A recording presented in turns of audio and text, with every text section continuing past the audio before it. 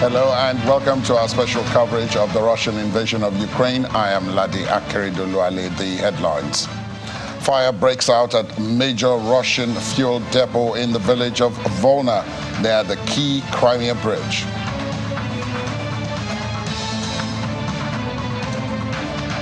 The Kremlin says the United States estimates of Russian losses in Ukraine is plucked from thin air.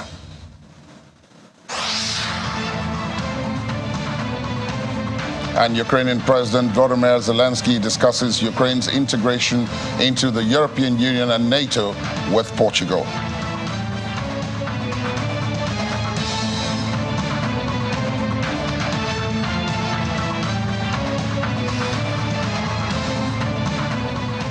We'll begin with news where the early hours of today, a large fire broke out at an oil storage facility in southwestern Russia near a crucial bridge linking Russia's mainland with Crimea. In a telegram post, Krasnodar Governor Veniamin Kontradiev says the blast broke out in the village of Volna. The hamlet is close to the Crimean bridge over the Kerch Strait, a major artery for Russian forces as it links the mainland to the Crimean Peninsula that was annexed in 2014 by Russia from Ukraine. The incident came days after a drone strike set ablaze a Russian fuel storage facility in the Crimean port of Sevastopol over the weekend in what Moscow called a Ukrainian attack.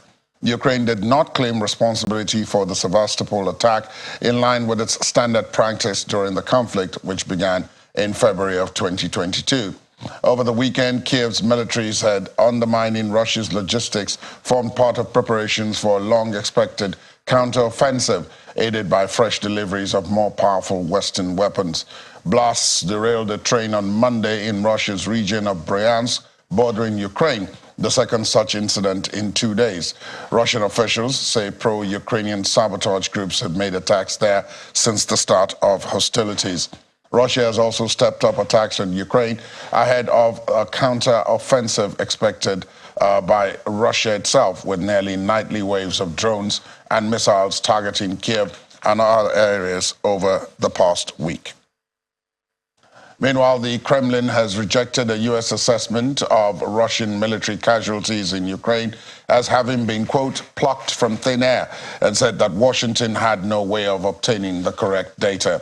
It comes after the White House estimated that Russia's military had suffered 100,000 casualties in the last 5 months, including more than 20,000 dead. Russia last publicly revealed its own tally of losses in the campaign in September, when Defense Minister General Sergei Shoigu said 5,937 Russian soldiers had been killed in the conflict. The Kremlin also says that Germany's involvement in the Ukraine conflict was growing by the day, and that Berlin had no way of ensuring that weapons it had provided to Ukraine would not be used against Russian territory. Spokesman Dmitry Peskov said German-supplied weapons were already being used in the Donbas region, which Russia has declared at its own, a step Ukraine and the West have dismissed as illegal. And the Kremlin also says that the window to extend the Black Sea grain deal was shrinking and that talks between the parties were continuing, but without any results. Russia has repeatedly indicated it is prepared to walk away from the deal on May the 18th if its demands to ease restrictions on its own agricultural exports are not addressed. Dmitry Peskov told reporters that part of the deal concerning Russia's interests were not being implemented, but that dialogue was continuing. Mr. Peskov also says he was not able to say in what format, time and place negotiations would continue after a Ukrainian source said that the parties to the deal would meet today.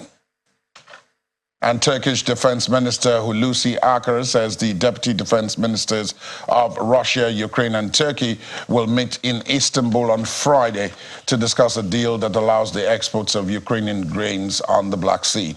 During the meeting, some issues, starting with the grain initiative, will be discussed.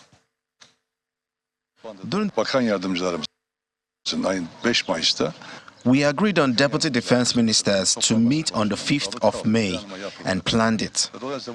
During the meeting, some issues between the relations of two countries, starting with the grain deal, will be discussed with our help and will be agreed upon. We hope for an extension of this Green Deal with no problems. This initiative is very important for the countries in need of grains. It is very important for the regional peace and stability of the countries that are in need. We can say that both parties are looking warmly to an extension.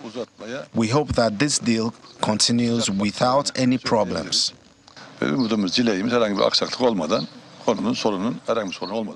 Hulusi Akar, Turkey's defense minister. Elsewhere, a Zimbabwean politician says that under the leadership of the United States, the Western countries continue to add fuel to the fire of the Ukraine crisis by sending weapons and equipment, providing personnel training and intelligence support, while China has always stood on the side of peace. In an interview with China media group CMG Super Mandiwanzira, a member of Zimbabwe's National Assembly since 2013, and also the former Minister of Information Communications Technology, called for peaceful settlement of the conflict. He lauded China's efforts to bring the parties together for talks and stand on the side of peace regarding the crisis. Well, I think basically to expose the role of the United States and the role of its European allies in the conflict in Ukraine, which is pitting the West against Russia, and look at who has been at the forefront of arming the Ukrainians, who has been at the forefront of providing military infrastructure, military hardware to the Ukrainians in order to continue the war. The whole world should be seized with finding peace. But when you look at a situation where the big countries like the United States, countries in the NATO alliance, not talking about peace, but looking at how to arm, you must begin to question the intentions. But increasingly, I think the European allies are beginning to realize that they are not the beneficiaries of this conflict, and that in fact their economies are much worse than they were before the war. The Chinese efforts towards bringing the parties to a negotiating table. And that is a force for good. And people must recognize, I think, the role that China is beginning to play. So I think that anyone who is interested in peace, anyone who is interested in development, in progress, must rally behind what China is doing. And Ukrainian President Volodymyr Zelensky says he has had no conversations with the White House after a trove of classified United States intelligence documents were posted on social media. In an interview, Mr. Zelensky said he learned about the Pentagon leak through news coverage and claimed he did not receive information from the White House or the Pentagon beforehand. He said, quote, "We did not have that information. I personally did not. It's definitely a bad story," calling it unprofitable for Ukraine, as well as also not beneficial to the reputation of the White House. And I believe it is not beneficial to the reputation of the West either. The documents allegedly leaked by 21-year-old Air National Guardsman Jack Teixeira appeared to catch the Biden administration flat-footed, disclosing a blunt U.S. intelligence assessment of the war in Ukraine, as well as details revealing United States intelligence collections on allies. And Mr. Zelensky also says he's discussed Ukraine's integration into the European Union and the North Atlantic Treaty Organization, that's NATO, with the Speaker of the Parliament of Portugal, Augusto Santos Silva. He stressed that these are the primary needs of Ukrainian defenders as Russia's war in the country continues to rage.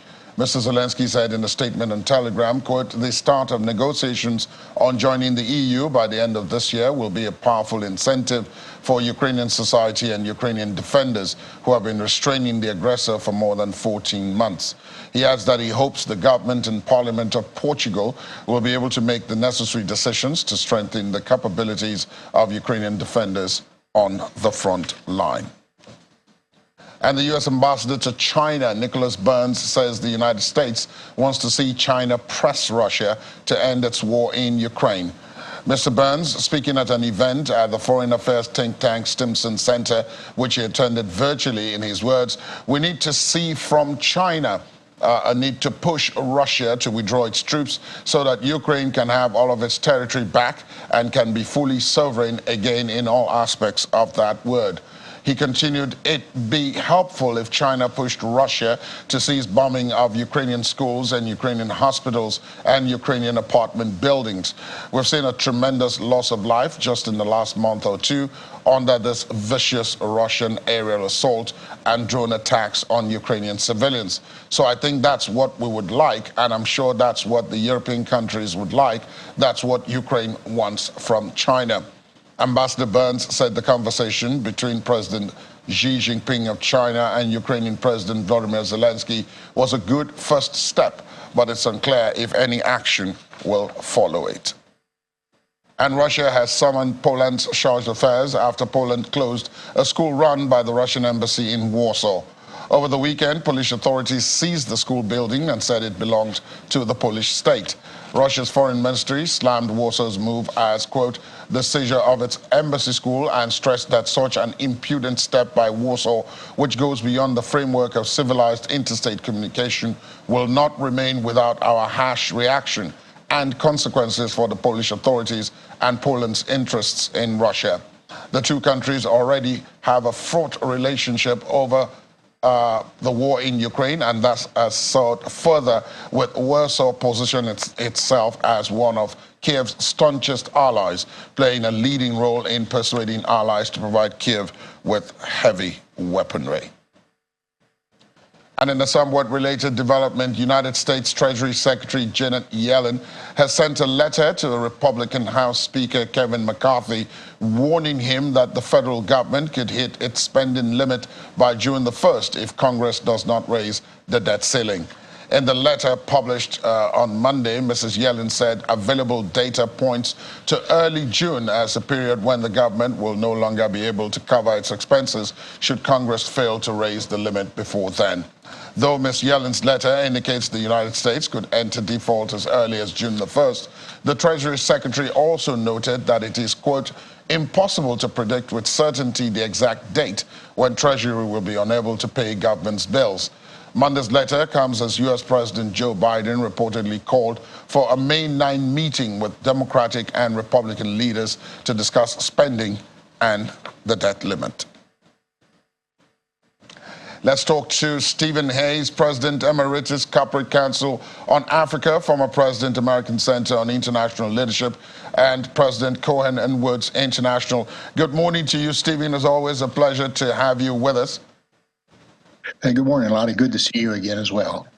Indeed. Stephen, you're talking to us from Washington, D.C., and that's where I want to begin this because the last story that we just reported talks about the U.S. debt ceiling, and that is proving to be a thorny issue because it's no longer strictly economic, it's also political. There are those who want the spending limit raised. This is supposed to be routine, but the Republicans who are in control of the House want that to come side by side with significant budget cuts, particularly to welfare spending. I raise this because, of course, if the default happens, then all the aid and all the help, I mean, we heard yesterday that the U.S. is preparing another $300 million in aid for Ukraine. If this debt ceiling is not raised, then that's not going to happen. What can you tell us about how the mood is like? Is this deal likely to be done before trouble really sets in? Well, first of all, yes, I think the deal will be done. We're not quite suicidal yet in this country, although at times you begin to wonder. The thing is that the debt limit has never been routine for the last several years. It's always a point of contention that goes down, even to a point of a government shutdown. I don't see that happening this time, and the reason for that, I think, is that President Biden has reached out, and the Speaker of the House has accepted that and is going to meet. Now, it's going to be difficult because I think the Speaker of the House has clearly stated that he is in favor of support for Ukraine, and he doesn't want to be in the position of losing that position. His problem, of course, is the 10 to 20 or so very radical Republicans that have stood in his way of moving forward. So that's going to continue. There has to be some debt limits. I'm not unsympathetic to what the Republicans are saying either. It's you can't simply just keep spending and spending and having no money for that, and the deficit is huge. So there does have to be a compromise, and I think the fact that President Biden is calling the relevant parties together is a sign that he's willing to work and develop some compromise. So I expect it will go down to the last minute. I expect it to be ugly at times. Hopefully that the leaders will hold their powder and not speak harshly. But I think it will go down to near the last minute, and then they will move forward again, as it almost always happens. Now, you did mention those 20 or so lawmakers who, if you'll pardon my use of the phrase, would be holding Speaker McCarthy to ransom, if you like, if they don't get their way. I mean, we saw what they did with his election to the speakership a couple of months ago. I'm wondering, though, that all of this seems to have gotten tangled up in the 2024 election season, not just for president, but in the House of Reps. Elections are held every 2 years, so many of these people are going to be facing elections as well. So how confident are you? I know you pointed out that, you know, it may go down to the wire, but you're confident a deal would be done. It does seem as if some of the officials, particularly the officials in the economic part of government in the United States, are not so sure that a deal would be done. And as you said, a default would be catastrophic and potentially suicidal. But we've come close in the recent past, haven't we? Yes, we have. Confidence is probably the wrong word. I'm hopeful, and I tend to believe that common sense eventually prevails, as difficult as it may be these days. So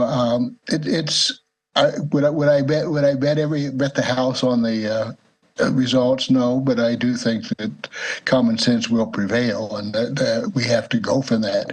We also, including media and Congress, tend to like drama here as well, and I'm not saying that they're over-dramatizing it, but the fact is that there needs to be cooler heads, and the good sign is that early enough, May 9th, there's going to be that meeting that will tell us a lot from there. But do I believe the deal will be made? Yes, I do. How much I would bet on that, I'm not sure, but more than 50%. Indeed. Now, but this is not just, as you said, coming.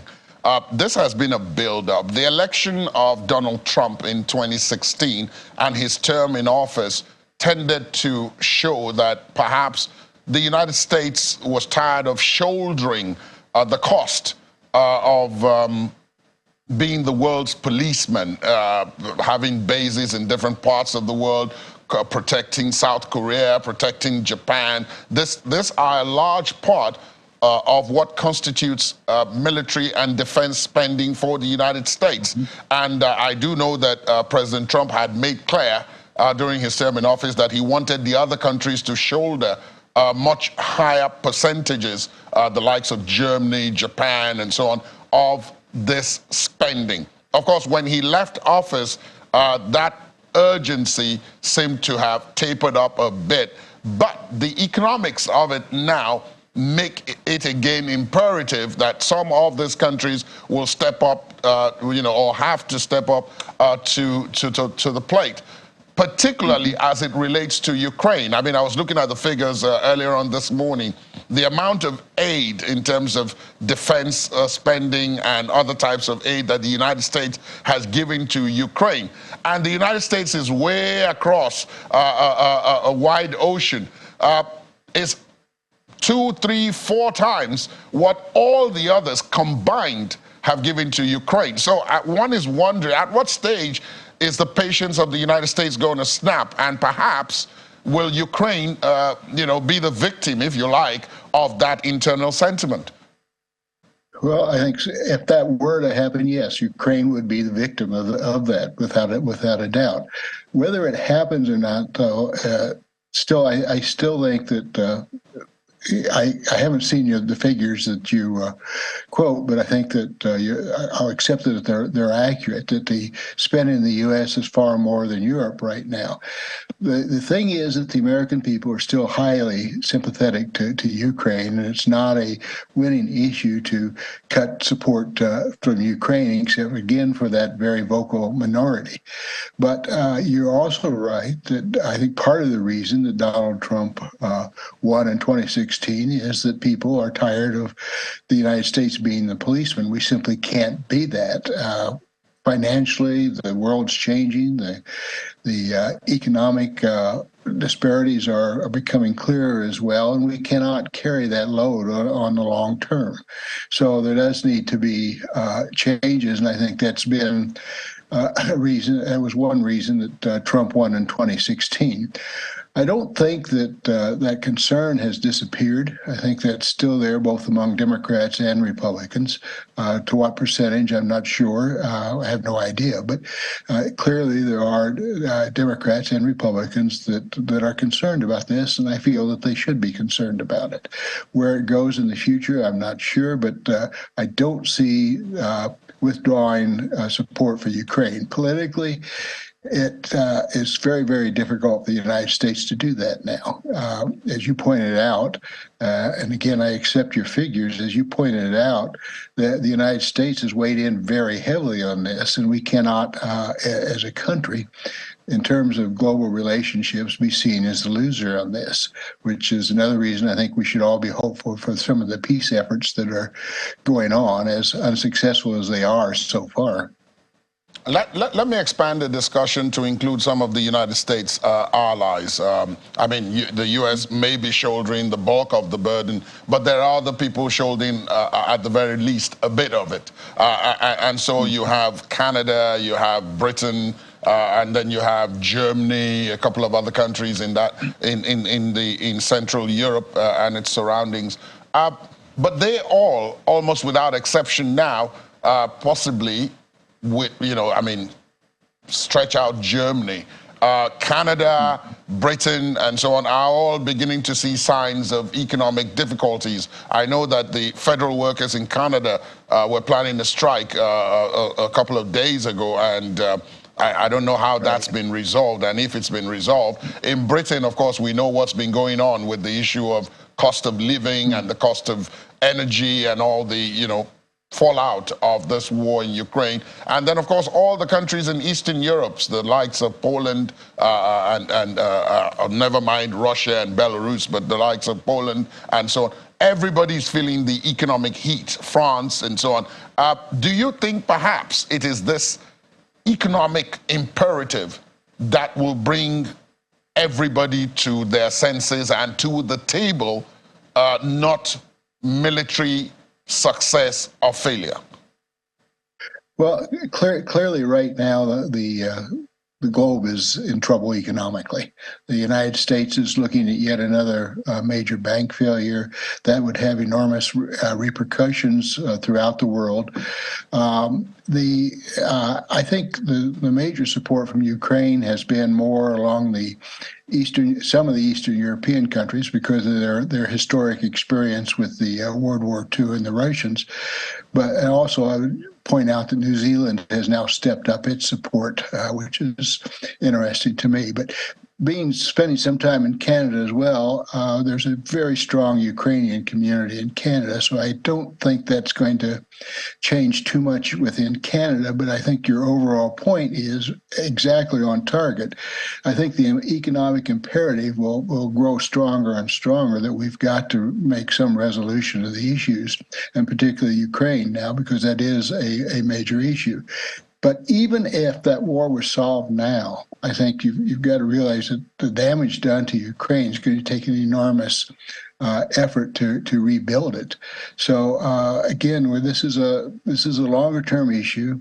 It's one that I think I know that I'm in agreement with your direction, is that we do have to come to some agreement soon. I think the signs I do welcome China's involvement. I would wish it would be more neutral. I don't think it's quite as neutral as some have projected. I think that the Pope's, the Vatican's efforts, well, I'm skeptical, but it's interesting that they're doing it through Hungary and also talking to the Russian Orthodox Church, which has been a key supporter of Putin, and Putin cannot move forward without that support. So that's important, and I think that even though the deputy foreign ministers of Ukraine and Russia are meeting supposedly only on the grain deal, there's got to be some other discussions during that time. So there's some hopeful signs. Overwhelmingly, the situation is not particularly hopeful now, given the ramp up of arms in Russia, and also the continuing supply for the Ukraine. So I think, again, it's a very, very difficult situation, but I think there's a lot of movement around it. I still think that by the end of the summer, we'll see some directions.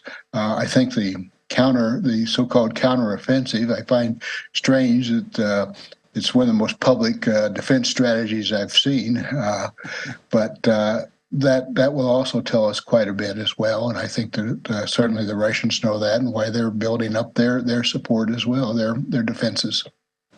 You did mention China in your answer to the last question, and I guess that's the other difficult head scratcher in the equation here. China is, on one hand, bringing up this peace moves that you referenced. On the other hand, it's also demonstrated its a close relationship with Russia. On the third hand, and I know you know this is right up your alley, this is something you've done for decades, so you're very familiar with the mechanics of this.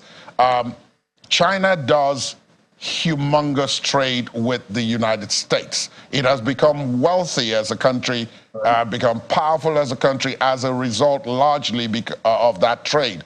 The former Soviet Union, which broke up in 1991, the figures tell me, used to do about $2 billion a year in trade with the United States.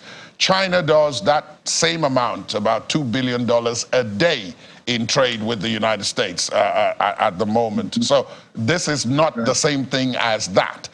So again, staying with that, I wonder if you think the Chinese have come to the awareness that that profitable relationship could be threatened by continuous conflict, which may end up with China on one side and the United States on the other.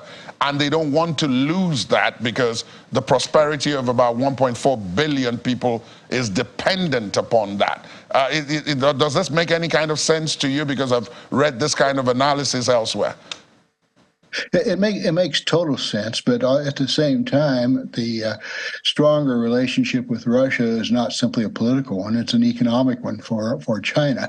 They're getting massive resources out of Siberia and the timber.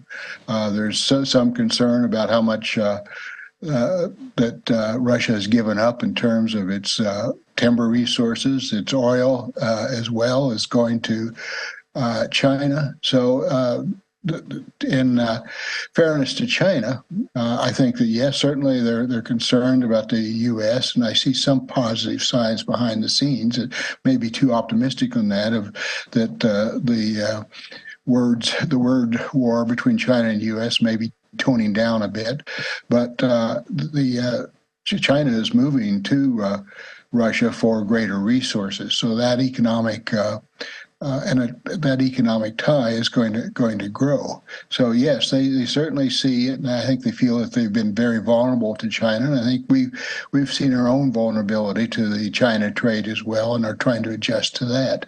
I think that's another area that's going to require very, very careful management between the U.S. and China.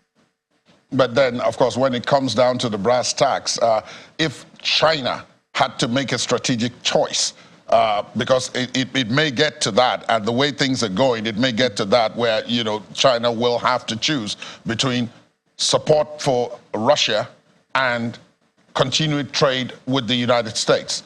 Now, I know you've played for decades in both territories. I mean, I'm talking about Russia, in China, in the United States. So, I mean, is it likely at any point that, a Chinese leader would choose Russia over the United States?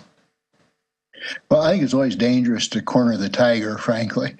I think that, which is why I'm an advocate for continuing the dialogue and improving the dialogue between China and the U.S. If they had to choose right now, it's hard to say. Politically, they cannot afford to have Russia lose this war, but they could politically afford to see a peace agreement between the two parties, which would strengthens China's image, frankly. But for Russia to lose the war in Ukraine would be a loss of face to China, and of course, face is very, very important. So it's difficult. I don't want to say that they would pick one or the other. I think they're trying to go very carefully in between. And I know you're asking for, well, yes, but either or. And I think it's a little too early to predict the direction for that to go. I think a lot of it would depend on how the U.S.-China dialogue improves. My final question to you, Stephen, would be about U.S. politics itself now. And I know you and I have talked about this a bit in the past. At that time, it didn't appear to be so clear. But it seems to be becoming clearer. I mean, since we last had the conversation, the U.S. president, the incumbent, has declared that he will be seeking a second term as president. Since then, of course, Donald Trump has been arraigned before a court, but that's not stopping him. He's going on with his rallies. He's going to participate in a debate later on, I understand, somewhere in the United States today, along with other Republican potentials. Now, I want to talk about those Republican potentials. It does seem as if, as we discussed a few weeks ago, it's going to come down to like a repeat of what we had in 2020. It's Biden versus Trump, except something unexpected happens, because all the names that have since stepped forward, particularly on the Republican side, seem to be those, that possibly Donald Trump will simply steamroll over. The name everyone was expecting was Ron DeSantis, the governor of Florida, but he, I think, is being tentative about launching a bid, and Donald Trump is waiting for him to do that. So it does appear as if, again, the most viable candidate on the Republican side is perhaps Trump, and obviously the most viable candidate on the Democratic side is President Biden. Well, clearly, right now on the Democratic side, Biden is the most viable. Trump is still, yes, it's increasingly looking like that may be the case. I still think it's too early to go on that. And the reason I think that is that the Republicans would like to find somebody else. Frankly, it's very clear. And frankly, it's overwhelmingly that the American people would like to have two different candidates as well. But Biden has announced there's not going to be a strong opposition to him. Robert F. Kennedy Jr. is running on the Democratic side, but I think that's quixotic. The issue on Trump is, I think it's just still too early to see what's going to happen, but the facts being what they are, I reluctantly would have to agree with you right now that he's the front runner. What happens in any number of cases coming up, I think almost all Republicans, well, not all, but I say the majority of Republicans, if they had the nerves to step up and say what they really think, would rather see somebody else run on that side too. But I also don't think that strong candidate has emerged. And clearly, I think Ron DeSantis is losing favor, although he has some people still supporting him. I just think it's far too confused right now. But right now, you'd say, yes, it's going to be Trump and Biden, but I'm not ready to concede that yet. I'll stay with you on that, Stephen, and I'll keep coming back to you on that subject until I know. Until perhaps you're ready to concede. Thank you so very much, Stephen Hayes, as always. Wonderful insight on the various issues. Thank you for your time this morning. Thank you. As usual, an honor. Thank you. And after the break, Denmark expects Russia to recruit civilians as spies. Please stay on with us.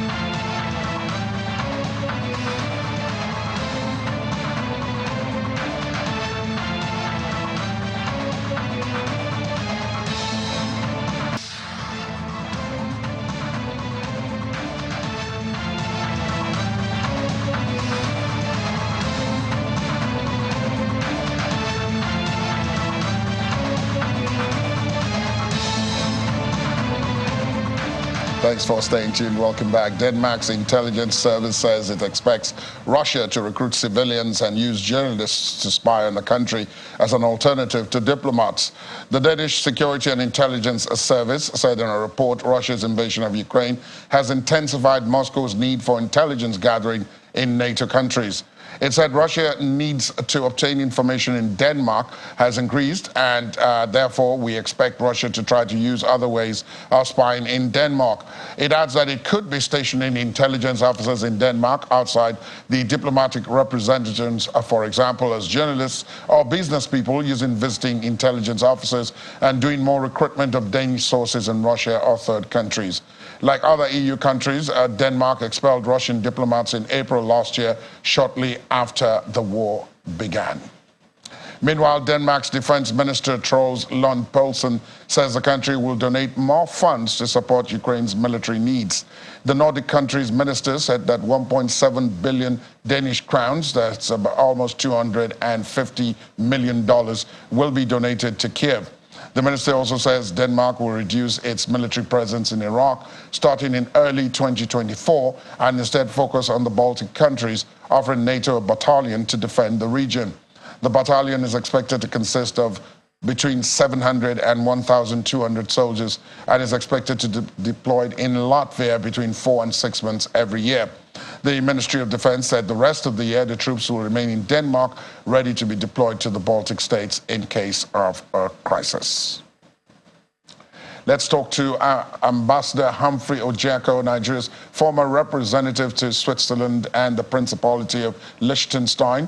It was also Nigeria's permanent representative to the United Nations and other international organizations in Geneva, Switzerland. Good morning to you, Your Excellency. Thank you for your time. Good morning, Ladi. Thank you for having me. Thank you.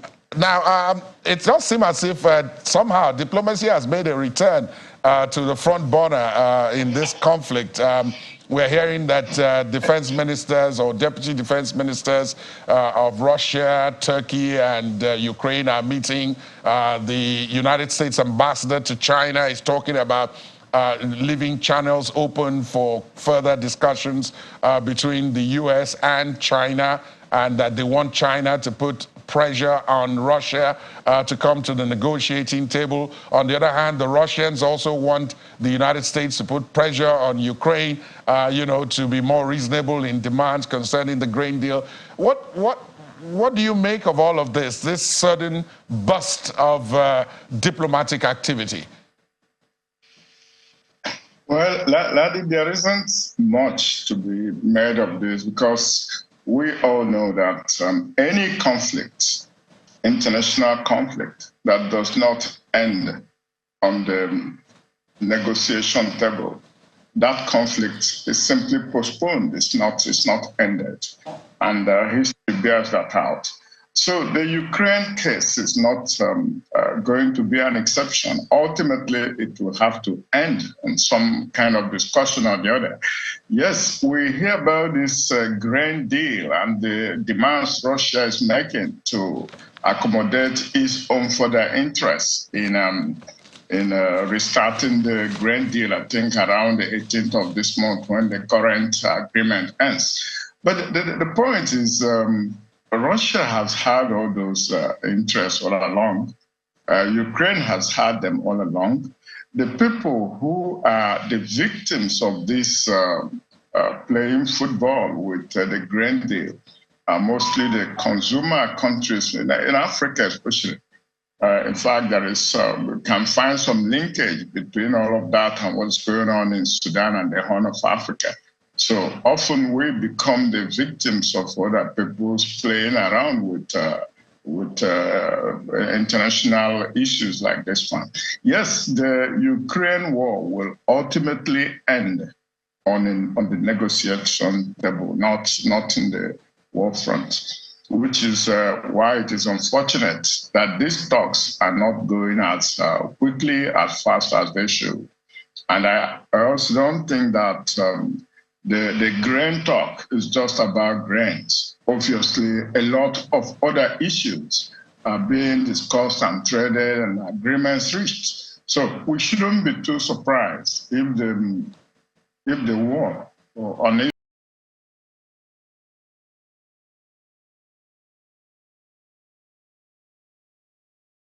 434th day today, 34, 35, 35th day today, should be determined by the end of this summer. Yes. Now, Ambassador, you're very familiar with the mechanics of how international organizations work. And Ukraine has been pushing. In fact, this entire conflict started because Russia believed that Ukraine was trying to join NATO. And now that ambition has become open and public. And not only is Ukraine trying to join NATO, it's also trying to join the EU. Of course, Russia opposes this, but Ukraine continues to push. But even within those organizations, it does appear as if it may not be too visible, but there's some pushback about Ukraine joining those two organizations because that in itself has some implications.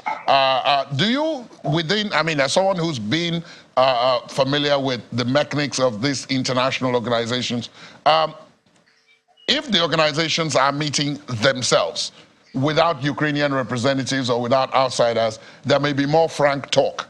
But when outsiders are there, all of this will be dressed in diplomatic language. But the bottom line is that in both instances, there will be no movement, which is what we've seen. As you said, this conflict is 435 days old. I don't think Ukraine is any closer to joining either NATO or the EU than it was 435 days ago.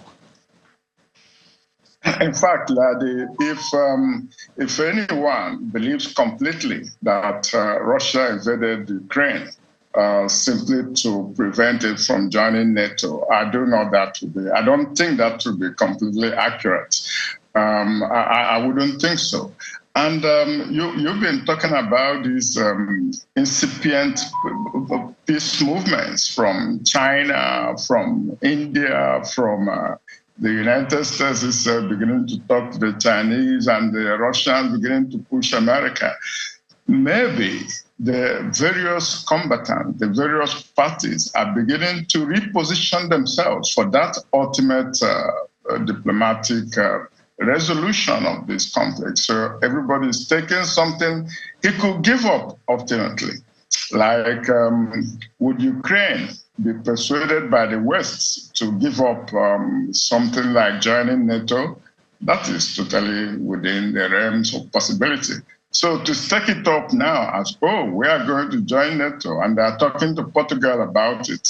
Oh, we are going to join the European Union, and they are talking to everybody about it. That may be setting up a straw house that may ultimately be demolished. Give Russia something to say, okay, we succeeded in preventing Ukraine from joining NATO. And probably Russia itself will be giving up one or two other things like these territories it has annexed in the eastern Donbass region and so on. I think those are the real critical issues that they can't be discussing at the moment openly. So if the discussions are going to be covered quietly in terms of, we are talking grains, whereas in fact what they are discussing is the various interests the two parties are putting out. I don't think the United States or NATO countries are keen on getting Ukraine join NATO. I don't think that was the issue. And in fact, I don't think that was the issue for Russia, because if that was the issue, Russia would have considered that pushing so hard on Ukraine for that might cause its more powerful neighbors like Sweden and Finland joining the same NATO, which virtually they have done. And it can be the issue. I think the issue is taking positions for ultimate diplomatic negotiations for peace. What do you make of the role that the Pope has taken? The Pope had tried to intervene earlier in this conflict. I think that move didn't gain much traction, perhaps because one or both sides felt that he wasn't completely neutral in the matter. But now the Vatican is making another attempt to intervene, and now they are using other churches, the Russian Orthodox Church, as well as the Eastern European churches, to try to intercede on both sides with Ukraine and with Russia. Does this stand any chance of success? Because as someone pointed out to me, most of the people in the areas of conflict, either in Russia or Ukraine, are not Catholics, and therefore the Pope doesn't really hold that much sway over them. Well, that same old question, I think it was President Stalin of Russia who asked that question, is how many divisions does the Pope have? Indeed. So talk about it. You see that, yes, the idea of China being a peace broker is backed by the possibility of the United States and the West not wanting China to actually provide lethal military equipment to Russia. The idea of the Pope doing the same thing does not carry that backing. So, but the Pope is not powerless, because it's not just moral authority and moral power he has. He has that influence over the religious communities, whether they are Catholic or not. They can play the politics of faith and religion and bring the core mass of Russian citizens to say, listen, you are killing each other, you are co-religionists, you are co-denominationists. Why are you doing this to yourselves? If there is a mounting favor of that feeling within Russia and within Ukraine, and the East European countries that are also frightened about what might happen if Ukraine falls. Many of them are afraid what will happen to their own sovereignties if Ukraine is defeated. Then you have a mass movement in that region, which will make it quite persuasive for both the Russian leadership under Putin and the West to say this is what the overwhelming majority of the population in these countries want, and without their support, the war cannot go on. So the Pope may have a track to at least aligning them to consider the proposals made by China and other peace brokers, like now the president of Turkey. Indeed. Nigeria's former ambassador to Switzerland and Liechtenstein, former permanent representative to the United Nations and other international organizations in Switzerland. Humphrey Ojiako, thank you so very much for your time, sir, this morning. It's been a pleasure having you. Thank you, Landy, for having me. Thank you. And from there, let's go straight to Ini John Mekwa. There's a business side to all of this. I always remind our guests that even though there's conflict, people are still making and losing money all through this. So in that regard, the U.S. economy, Russia says it is monitoring the U.S. economy. Some would think that was a typographical error, but no, it's not. Because it's possible that the U.S. may default. Now, I'm trying to see what the link between that and Russia's own problems Okay, so are. maybe it's more of sentiments or mocking, because we remember that Russia has said that the West that's delivering all of the sanctions, that they will have their economy affected by the war and the sanctions even more than they themselves. Absolutely. That is the foundation of this statement that Russia is making, because the U.S. has hit, in January, they hit their debt ceiling. You know, every country does have, you know, the debt versus GDP versus revenue, just to ensure that the economy is still in a safe zone. Right. So the United States hit theirs, which is about $31.4 trillion in January. Then they did some, you know, adjustment. Creative accounting. Which they have done 78 times since 1960. They've adjusted their debt ceiling, their debt limit, 78 times since 1960, just to, you know, on paper, give the economy, a comfortable look. Let me just put it that way. Which is what my guest, Mr. Hayes, was saying earlier on. So, they have until June the 1st, they're supposed to pay off some debt, some of the interest on the securities that the country bought, you know, the Euro bond and all of that. This one they buy from their own securities, right, which is cheaper. But what happens if they don't pay that is that some of the government workers, things like the park, the Medicare personnel, and all of that, they don't get paid. This is where they pay them from. So it is very important that this is paid. So if by January, then June, I beg your pardon, if by June they're not able to pay it, so it's either they will shift the ceiling again, you know, to give it another good look, you understand, and give them more time to adjust. But I mean, then that's why Russia say, well, they are watching. We're keeping an eye on it. We're watching. Now, Russia is also saying it wants to resume buying foreign currency for its reserves. You know, their assets, their foreign assets reserve was frozen $300 billion. As part of the sanctions. Exactly. So now they want to start building again. It hasn't been easy for them because they've had 45% of their oil revenue drop because of all of the sanctions, the oil cap, price cap, and all of that. But they said they want to start resuming, and this time they're doing it in the yuan.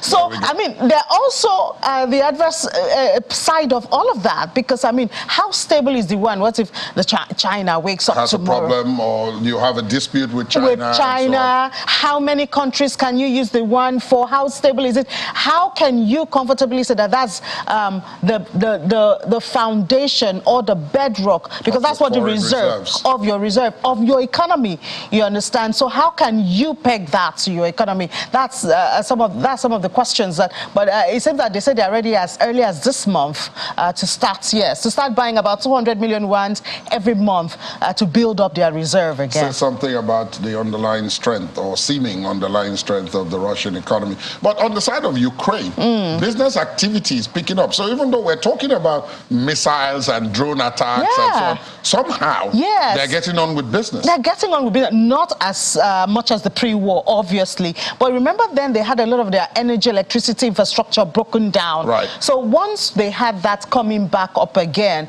we have started seeing some business activities picking up. And so that's what is being captured there, that at least on one hand, we do see the issue of manufacturing and some of that following their farming and agriculture produce still coming back up because of the electricity, but obviously not as much as it was before the war. Indeed. Ini, as always, with our crew, will have all the business news, those making money, those losing money, right after this on Business Morning. Thank you, Ini. Thank you for having me. And finally on the program, Russian fashion icon Valentin Yudashkin, who found fame not only through his catwalk outfits, but also his work designing Russian army uniforms, has died.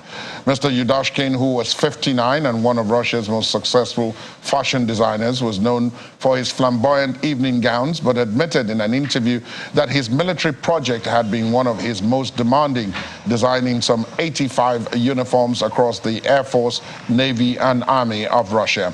The death of another famous Russian designer, Vyacheslav Zaitsev, has also been announced.